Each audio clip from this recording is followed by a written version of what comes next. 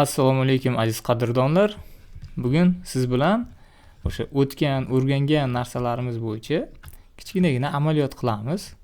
Bu amaliyotda biz tugma orqali chiroqlari yonadigan robotcha yasaymiz.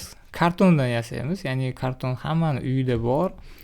Kleylar ham topsa bo'ladi. Oddiy narsalardan robot yasashga harakat qilamiz. Bu amaliyot bo'ladi.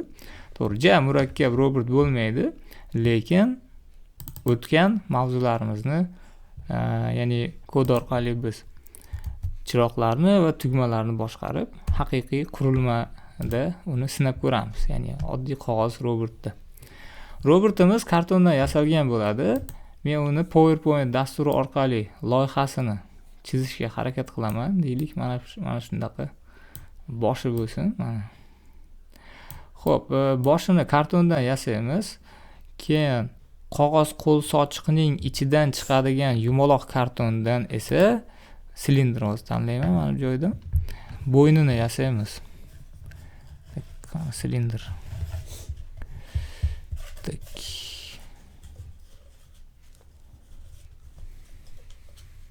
Aha. Xo'p, bu bo'yni uchun bo'ladi. Mana shunday bo'ladi bo'yni. Bo'yni qimirlaydigan bo'ladi va shu bilan birga bo'ynidan kabellar o'tadigan bo'ladi. Endi mana buni permestet nazar qilib qo'yaman. Mana bu bo'yniga mana shu qog'oz qo'l sochiqlarni ishlatamiz, ichidagi kartonini. Keyin yana tanasi kattaroq kartondan bo'ladi. Mana bunday. Deylik. Qarang, bu tanasi, ya'ni tanasini ichiga biz Arduino joylashtiramiz va batareykalarni joylashtiramiz. Shuning uchun o'lchamlariga e'tibor berishingiz kerak. Arduino'ngizga qarashingiz kerak. Keyin bu tomonda qo'l qismiga esa katta ehtimol bilan mana shunday to'rtburchakdan ikkita yana qo'yishimiz kerak. Mana shunday qilib ikkitani qo'yib to'rtburchaklardan. Keyin nima qilinadi, qarang. Hojatxona qog'ozining ichidan yana silindr simon kartonlar chiqadi. O'shani ishlatamiz. Aytibman, oddiy narsalardan biz yasashimiz kerak. Hozir mana shunaqa karton chiqadi. Hojatxona qog'ozidan. Buni mana shu yerga ya'ni joylashtiramiz. Mana shu ikkitasini mana shunday qilib joylashtiramiz. Keyin ichida bo'ladi hozir. Orqasiga qo'yib qo'yamiz. Nazarniy plan. Mana shunday bo'ladi tipi. Xo'p. Men mana shunday qoldiraman qo'lini, balkim siz ham bu yog'iga ham biror narsa o'ylab toparsiz. Oyog'iga ham mana shulardan ishlatamiz. Mana shunday ishlatamiz. Bular sal kattaroq bo'ladi. Hozir mencha kichkina qilib shekilli. Hozir kattaroq qilamiz. Keling, mana hammasini tanlab biroz kattalashtiraylik. Cho'zinchoqroq bo'lsin. Mana shundayroq bo'ladi-da. Taxminan. Mana shunday bo'ladi. Tak, bularni ham orqaga tashlayman. Xo'p, buni ham nazarniy planga tashlayman. Mana shunday bo'ldi. Oyog'iga taxminan keling bunday bo'lsin. Mana. Umuman olganda mana bundaqangi bo'lgani yaxshi ekan. Hozir mana bu yaxshi ekan. Mana figuramiz. Tipi mana shunaqa yasashimiz kerak. Buni o'chiraman. Mana shundan ikkita ko'paytirib mana bunday qo'yib qo'yamiz. Xo'p, buni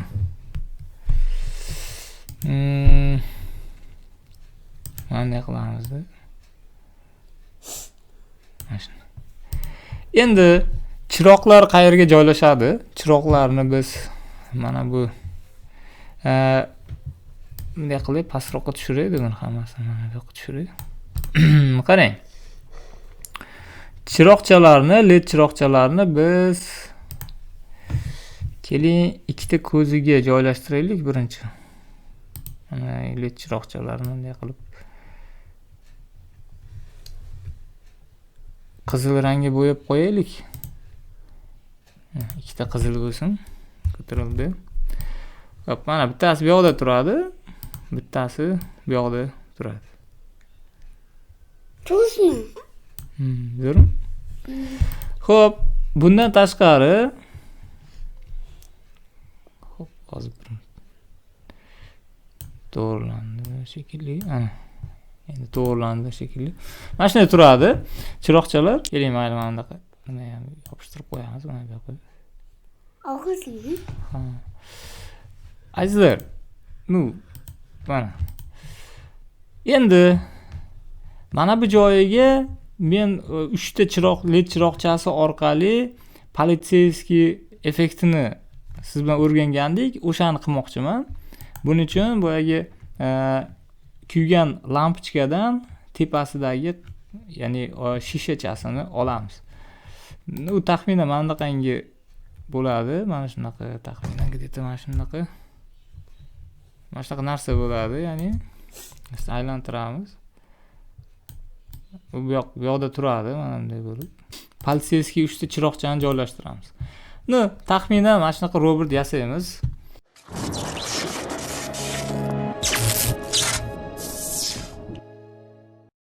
Xo'p, aziz qadrdonlar, mana biz yasab oldik.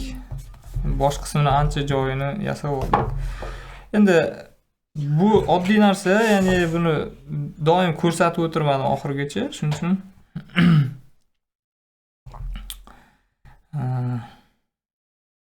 o'zingiz ham bemalol buni yasay olasiz. O'lchamlarini ozgina sizga ko'rsatib o'rmoqchi edim. Qarang. Mana bu bo'yi 8,5, eni esa 9 qog'ozchalar kesib olasizda. 4 ta qog'ozcha kesib olib turib, mana shu shaklda yasaysiz. Keyin kartonga mana bunday qo'yib turib chizib, ustiga deylik, mana shu qopqoqchani ham qilishingiz kerak bo'ladi. Bitta bunaqa, bitta tagiga bo'ladi. Endi biz hozir yana bitta muammoyimiz, mana bu bo'yin qismini bu yoqqa teshik ochib, mana bu joyga teshik ochib, bo'yin qismini joylashtirish.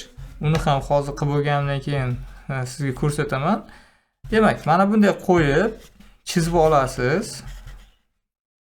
Chizib olasizda, o'sha joyini teshik qilib kesib, buni o'tkazasizda.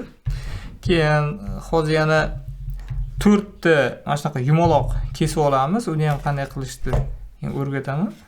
Lekin agar siz yoshingiz kichkina bo'lsa, siz kattalardan yordam so'rang. Ya'ni hech qachon o'zingiz mana bu yoqni teshishga urinmang, chunki qo'lingizni kesib olishingiz mumkin o'tkir narsalar bilan. Yaxshi, azizlar, davom etamiz. Bo'yin silindri kirishi uchun biz hozir siz bilan mana bu doira shaklida o'yib olishimiz kerak bo'ladi. Mana shunday tarzda. Bu bo'yin qismi kiradigan boshning bo'lagi hisoblanadi, ya'ni. Mana shu tarzda joylashtiramiz. Endi bosh harakatlanishi uchun ikkita halqacha ham kerak bo'ladi. Bu halqachalar to'suvchi vazifasini bajaradi. Ya'ni halqachalar mana shu tarzda o'rnatiladi. Bosh harakatlanishi uchun, pastga va tepaga chiqib ketmasligi uchun quyidagi tarzda o'rnatiladi. Mana shu tarzda.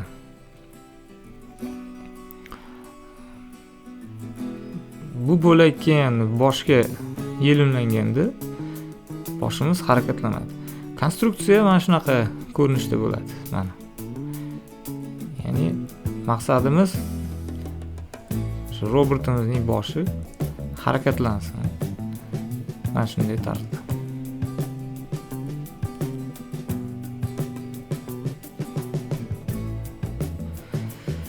Mana tayyor varianti. Mana shunday qilib yelimlaysiz. Harakatlanadigan bo'yin qismi tayyor bo'ldi. Endi tepa qismini tayyorlab olamiz. Bu yerga 3 ta chiroqcha o'rnatishimiz kerak bo'ladi. Chiroqchalarning ustiga esa lampochkaning ushbu qismini o'rnatamiz. Mana shu joyni teshib olishimiz kerak. Teshayotganda ehtiyot bo'ling, kattalar yordamidan foydalaning. Bu yerga biz LED chiroqchalarimizni joylashtiramiz. Mana shunday tarzda joylashtirishimiz kerak. Kod yordamida bu chiroqchalarni navbatma-navbat yonib o'chishi yoki birdaniga yonishi shu kabi amallarni keyinchalik bajaramiz. Endi ustiga yelimlashimiz kerak lampochkani, bu tepa qismi bo'lakchasini. Mana shunday. O'zlarini ham yelimlab qotirib qo'ydim. O'ynab yoki bir joyidan siljib ketmaslik uchun. Keyin minus va plyuslarni aniqlab, anod va katodlarni aniqlab, ularni qog'ozga yozib qo'ying. Lampochkani ham yelimladim, mana shu tarzda ko'rib turibsiz. Lampochkani, LED lampochkasining tepa qismi bu. Ushbu to'pponcha kley yordamida biz bu ishni bajardik. Plyuslar esdan chiqmasin. Keyingi etapda qalay yordamida biz oyoqchalarga ishlov beramiz, ya'ni qalay o'rnatamiz oyoqchalarga. Mana shu. Nima uchun kerak? Chunki simlar va rezistorlarni bu oyoqlarga oson ulashimiz uchun kerak. Bir tomchidan mana shu tarzda siz lehimlab chiqishingiz kerak bo'ladi. Payamlik yordamida.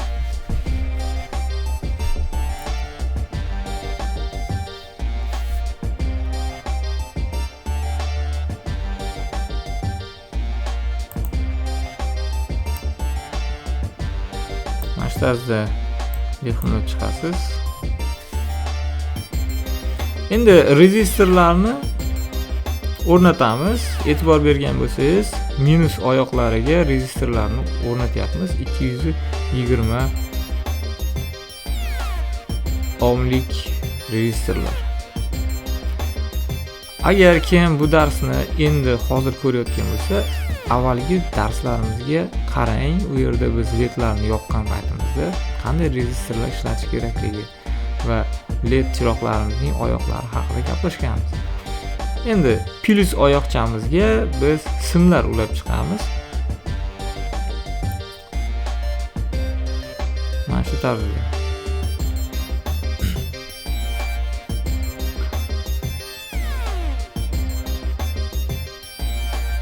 Kanifol yordamida sirtqi yuzasini kuydirib ishlov berib olishingiz kerak, chunki u yerda chang, moy kabi narsalar bo'ladi. Keyin mana shunaqa blok pitaniyami yoki kerak emas platalardagi qo'rg'oshinlardan ham foydalansangiz bo'ladi. Bu juda ham qulay.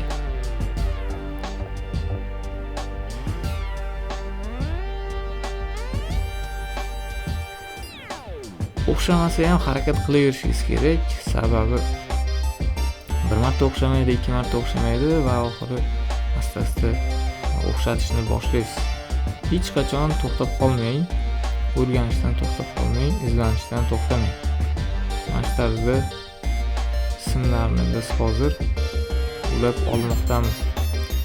Bu simlar bo'yin trubkasi orqali robotimizning qorin qismiga ketadi.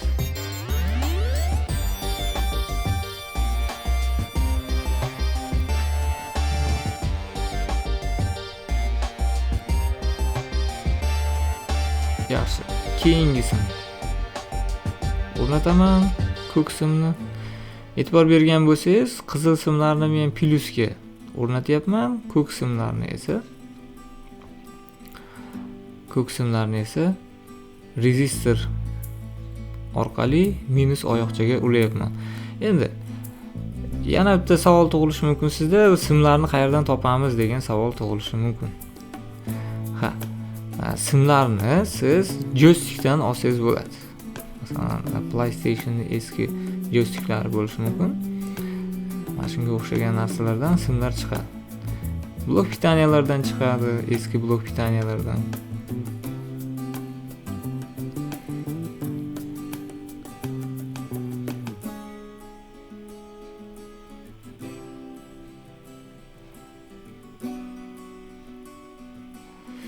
Mana shu tarzda hozir biz ulab oldik.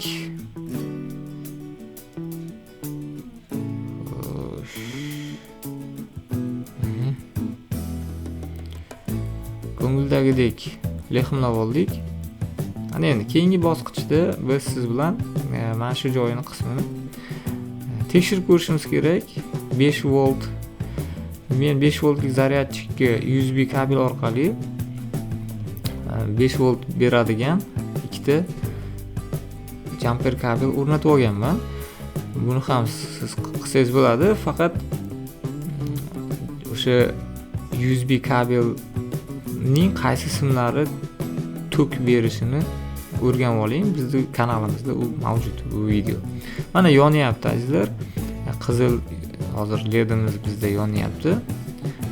Barcha simlarni, ya'ni yelimlashdan oldin tekshirib olishingiz kerak bo'ladi, chunki shu bilan siz bu korpusni, ya'ni bu qismini ochmaysiz. Mana qizilimiz bizda ishlamoqda. Endi qizildan keyin keyingi ledlarni ham tekshiraman. Keyingi ledlarimiz bizda sariq va yashil edi. Keling tekshiramiz ularni ham. Yonayotgan bo'lsa, demak u tayyor bo'ladi ishga. Mana yonyapti sarig'imiz ham. Sarig'imiz qizilga nisbatan yorqinroq yonyapti, sezayotgan bo'lsangiz. Endi va nihoyat oxirgisi yashil ledimiz.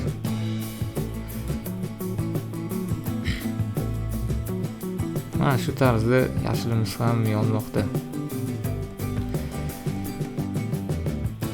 Yaxshi, tekshirib ham oldik azizlar. Keyingisi ularni qotirib mahkamlab qo'yishimiz kerak. Bunda ham to'pponchali yelimdan foydalanamiz. Mana shunday tarzda qotirib qo'yishimiz kerak bo'ladi. Mana qotirib qo'ydik, mahkam bo'ldi. Ana endi e'tibor bering, sariq, yashil va qizil deb turib men belgilab qo'yganman har birini. Masalan, qizilni, sariqni, yashilni bu tomonda qog'ozcha bilan ham belgilab qo'yasiz. Sabab adashib ketmaslik uchun boyagi pinlarni ulayotganda sizda juda ham simlaringiz ko'payib ketadi. LED chiroqlari ko'p bo'lgandan keyin natijada adashib ketishingiz mumkin. Ishlamaydi agar adashib ketsangiz. Shuning uchun albatta yozib qo'ying. Mana shunday tarzda yozib qo'ying. Mana shunaqa fiksatorlar bor, arzon turadi. Do'konlardan, qurilish do'konlaridan so'rasangiz, bir pachkasi uncha qimmat turmaydi. Mana shunaqa ishlarga juda ham yaxshi. Mana simlarimizni yig'ib, jamlab qo'yish uchun kerak bo'ladi. Kesib tashlayman. Mana shunday qilib. Yaxshi azizlar, bu qismi ham tayyor. Qotirib oldik. Endi keyingi qismda biz ko'z qismiga mana bu ledlarni joylashtirishimiz kerak bo'ladi. Bu endi ko'z qismi, ikkita sariq. Mana shunday. Endi quyidagicha lexmlab ularni ham qotirib oldim. Boyagidek tarzda mana shunday qilib tayyorlab oldim va simlarini bo'yni orqali o'tkazasiz. Qarang, harakatlanishi ziyon bermaydi simlarga. Mana bemalol harakatlanaveradi robotimiz va chiroqlari ham yonadi bu yerda. Endi mana bu tepa qismini, simlarni ham men boyagi trubkadan o'tkazib, tepa qismini ham yelimlab tashlamoqchiman. Aylantirib yelimlab qo'yamiz. Qarang, qancha sim keldi bu yerga. Endi qog'ozcha bilan belgilab qo'yganimiz yaxshi bo'lgani, endi bu simlarni aniq biz topa olamiz. Ikkita chiroqchaga sim qilmadim, chunki tepada belgilab qo'yganim uchun ikkita ko'ziga sim qilmasam ham topa olaman.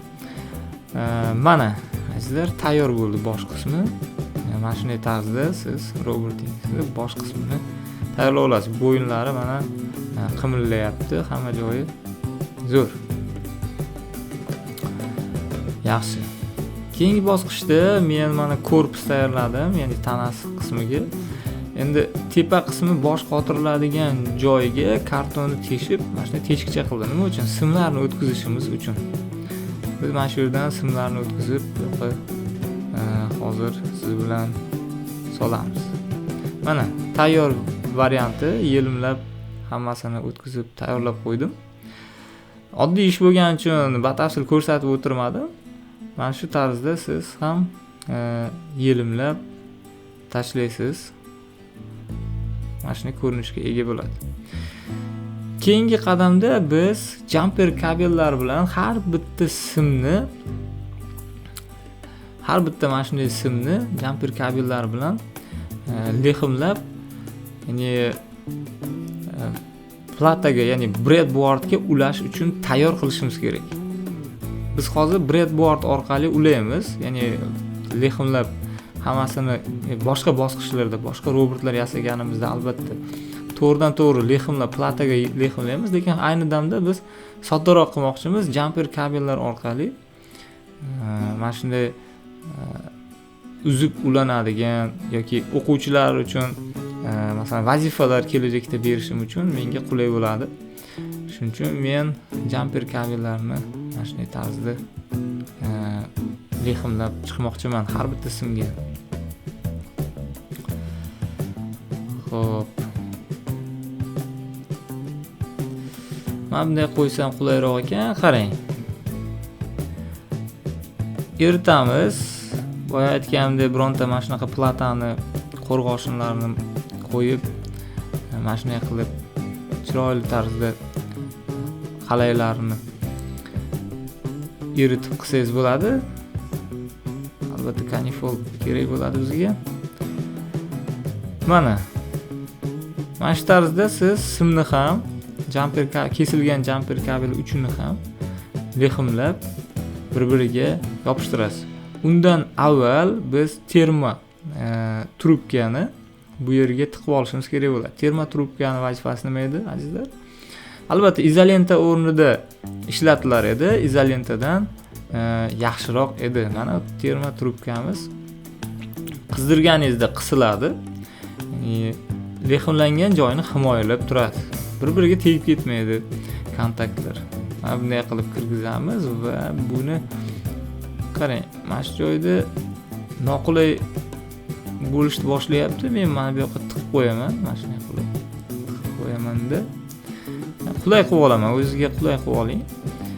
Agar sizda qo'shimcha masalan qisadigan asboblar hozircha yo'q bo'lsa, bemalol shunaqa har xil o'zingiz o'ylab topgan usullardan foydalanishingiz mumkin.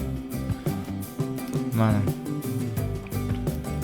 Xo'p, tayyor bo'ldi. Men endi bu yerga sifatini tekshiraman va trubkani bu yerga kirgizaman.